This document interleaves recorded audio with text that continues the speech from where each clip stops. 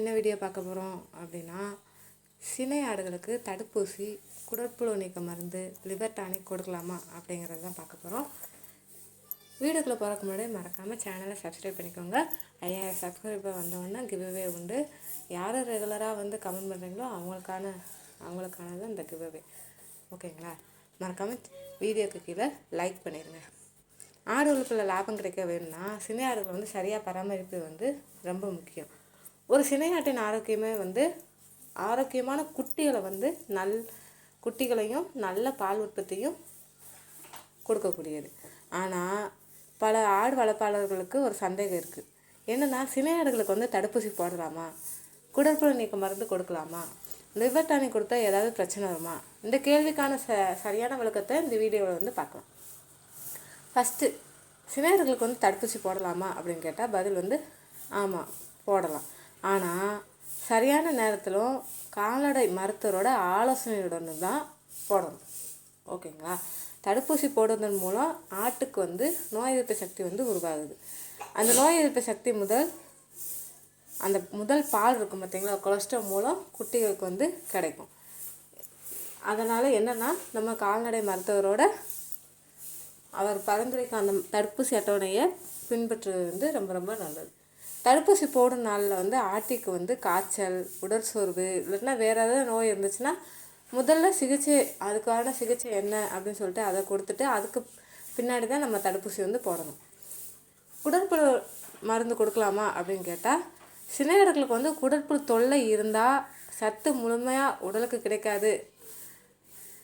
ஓகேங்களா? இதனால் உடல் எடை வந்து குறையும், இரத்த சோகை வந்து ஏற்படும், குட்டி வளர்ச்சி வந்து பாதிக்கப்படும், பிறக்கும் அந்த குட்டி வந்து பலவீனமாக வந்து இருக்கலாம்.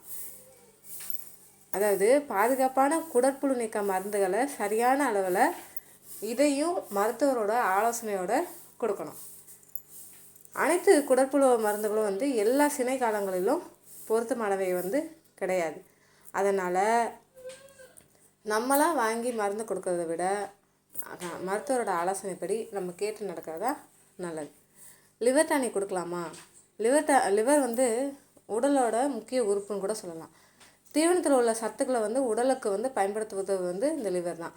சில நேரங்களில் வந்து மருத்துவர் வந்து பரிந்துரைத்தால் லிவர் டானிக் வந்து கொடுக்கலாம். அதனால் என்ன ஆகுனா, தீவனம் வந்து நல்லா வந்து செரிமானமாகும், பசியின்மை வந்து குறையும், உடல் வந்து சக்தி வந்து அதிகரிக்கும், சினை ஆட்டின் உடல்நிலை வந்து மேம்படும். தேவையில்லாமல் தொடர்ந்து லிவர் டானிக் கொடுப்பது வந்து நல்லதே கிடையாது. அந்த எல்லா சூழ்நிலையும் எல்லா ஆடுகளுக்கும் அப்படித்தான். ஓகேங்களா? அடிக்கடி வந்து கொடுக்கக்கூடாது. சினை ஆடுகளுக்கு என்ன உணவு கொடுக்கணும் அப்படின்னா, இந்த பச்சை புல், உலர்ந்த தீவனம், அடர் தீவனம், கனிம உப்பு கலவை, சுத்தமான தண்ணி ரொம்ப ரொம்ப அவசியம். இதை வந்து தினமும் கொடுக்கணும். கால்சியம், இந்த தாது உப்புக்கள் வந்து இருக்கும் பார்த்தீங்களா, அதை வந்து மருத்துவர் ஆலோசனையின்படி கொடுத்தா எலும்பு வளர்ச்சிக்கும் குட்டியோட வளர்ச்சிக்கும் நல்லாயிருக்கும். இப்போ முக்கியமான விஷயம் என்னென்னா, தவிர்க்க வேண்டிய தவறுகள் என்ன சினை ஆடுகளுக்கு அப்படின்னு பார்க்க போகிறோம்.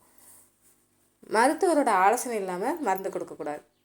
அதே மாதிரி எக்ஸ்பைரியான மருந்துகளை வந்து நம்ம கொடுக்கவே கூடாது. நம்ம பார்த்து தான் பயன்படுத்தணும். ஒரே நாளில் தேவையில்லாமல் பல ஊசிகளை வந்து போடக்கூடாது. அதே மாதிரி இப்போ நோய் இருக்குது அப்படின்னா அந்த ஆடுகளோட சினை ஆடுகளை சேர்த்து வைக்கக்கூடாது. சுத்தம் இல்லாமல் கொட்டைகளை வளர்க்கக்கூடாது. சுத்தம்தான் சோறு போடுன்னு சொல்லுவாங்கள்ல, அந்த மாதிரி தான். சினை ஆடுகளோட பராமரிப்பு. இப்போ சினை ஆடுகளை வந்து அமைதியான இடத்துல வந்து வச்சுருக்கணும். அதிக தூரம் வந்து நடக்க வைக்கக்கூடாது. அடிக்கடி வந்து பயமுறுத்துகிற மாதிரி இருக்கக்கூடாது. இப்போ ஒரு சில நேரம் என்னென்னா, கிடாயெல்லாம் முட்டும். அந்த நேரத்தில் தவறுதெல்லாம் வந்து அந்த சினை ஆடுகள் மேலே பட்டுருச்சுன்னா அந்த குட்டி போடுறதுக்கு அது அந்த நிறை மாதத்துலேயே குட்டி போட்டுரும் சில நேரம். அதனால் அந்த நேரத்தில் நம்ம வந்து நல்லா பார்த்துக்கணும். சுத்தமான தண்ணி வந்து எப்போவுமே இருக்கணும். உடல்நிலையில் ஏதாவது மாற்றம் தெரிஞ்சு அப்படின்னா உடனே என்ன செய்யணும், மருத்துவரோட ஆலோசனையை வந்து எடுத்துக்கணும். இப்போ சினை ஆடுகளுக்கு வந்து தடுப்பூசி, குடற்புழு மருந்து, லிவர் டானிக் இது எல்லாமே தேவைக்கேற்ப மருத்துவரோட ஆலோசனையோடு நீங்கள் பயன்படுத்தலாம். ஆனால் எந்த மருந்தையும் நம்மளே மெடிக்கலில் கேட்டு வாங்கிட்டு வந்து நம்ம கொடுக்கக்கூடாது. மற்ற நேரத்தில் மற்ற ஆடுகளுக்கு ஓகே, ஆனால் சினை ஆடுகளுக்கு மட்டும் நம்ம வந்து மருத்துவரோட ஆலோசனை எடுத்த பின்னாடி தான் நம்ம வந்து கொடுக்கறது நல்லது.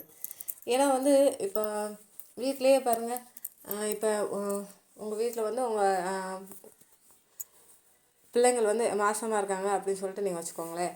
அதாவது பிள்ளைங்கன்னா பெரிய ஆளுங்க, ஓகேங்களா?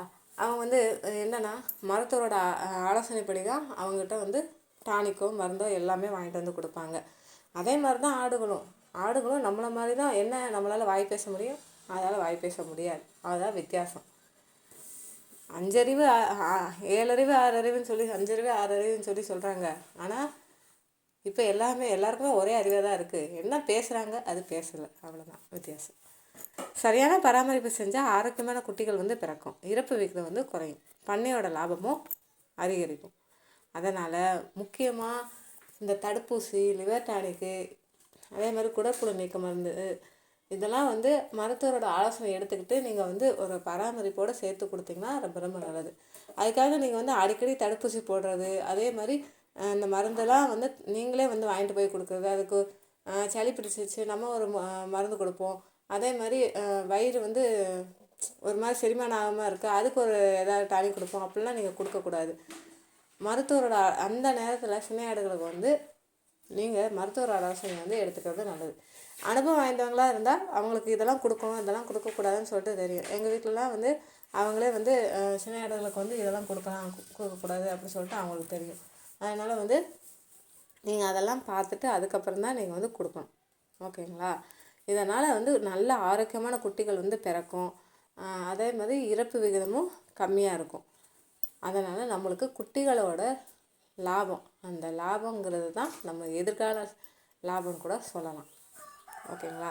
மறக்காமல் அதை வந்து எல்லாமே ஞாபகப்படுத்தி வச்சுக்கோங்க. இப்போ எந்த மருந்து வந்து எந்த தடுப்பூசி, எந்த சத்து மருந்து எந்த காலத்தில் கொடுக்கணும் அப்படின்னு சொல்லிட்டு தெரிஞ்சு கொள்வது ரொம்ப ரொம்ப அவசியம். ஏன்னா நம்ம எல்லா நேரத்துலையும் எல்லாம் கொடுப்பாங்களா கிடையாது. ஒரு கர்ப்பமான பெண் வந்து எவ்வளோ கவனமாக இருப்பாங்க அப்படின்னா, அதே மாதிரி சினையாடும் நம்ம வந்து ஒரு தனியாக ஒரு பராமரிப்பு வந்து தேவைப்படும். அது உடலை வந்து நடைபெறும் மாற்றங்கள் என்ன தெரியுமா? குட்டியோட வளர்ச்சி, நிறைய சத்து தேவை, நோய் எதிர்ப்பு சக்தியில் வந்து மாற்றம் வரும், உடல் எடை அதிகரிக்கும், ஜீவன மாற்றங்கள் வந்து இருக்கும். இந்த நேரத்தில் தவறான மருந்து தவறான அளவு கொடுத்தா பாதிப்பு ஏற்படலாம். அதனால் எப்பயுமே மருத்துவரோட ஆலோசனைப்படி நீங்கள் கேட்டு கொடுக்கறது நல்லது, ஓகேங்களா? தேவை இருந்தால் மருத்துவ ஆலோசனைப்படி கொடுங்க. தேவையில்லாமல் எந்த இதுவும் வந்து நீங்களே வந்து கொடுத்து இது பண்ணாதீங்க, ஓகேங்களா? இந்த தகவல் உங்களுக்கு கண்டிப்பாக பயனுள்ளதாக இருக்கும்னு சொல்லிட்டு நான் நினைக்கிறேன். இதை வந்து எல்லாருக்குமே வந்து ஷேர் பண்ணுங்கள். ஏன்னா மற்றவங்களும் இது எல்லாமே தெரிஞ்சுக்கணும். ஆடு வளர்ப்பு தொடர்பான சந்தேகங்களை கமெண்ட் பாக்ஸில் கமெண்ட் பண்ணுங்கள். நாளைக்கு என்ன வீடியோ போகலான்னு சொல்லிட்டு நாளைக்கு பார்க்கலாம்.